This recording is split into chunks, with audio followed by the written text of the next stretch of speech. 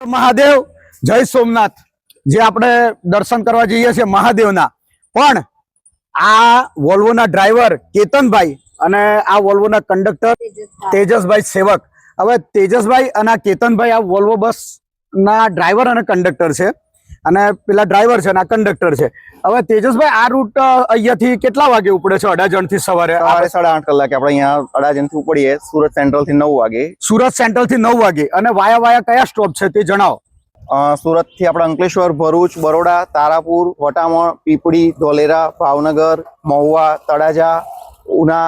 કોડીનાર અને સોમનાથ પહોંચે છે અને સોમનાથ થી કેટલા વાગે નીકળે છે રિટર્ન બસ અને સોમનાથ થી સવારે બીજા દિવસે સવારે ને હા બીજા દિવસે સવારે 9:30 કલાકે નીકળે હા 9:30 કલાકે નીકળે પછી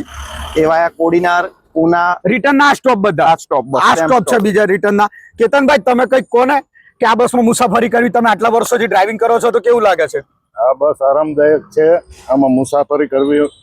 બહુ આરામદાયક છે અને ભાવનગર થી એક ધારે આમનામ દરિયાકાંઠે ચાલી જાય છે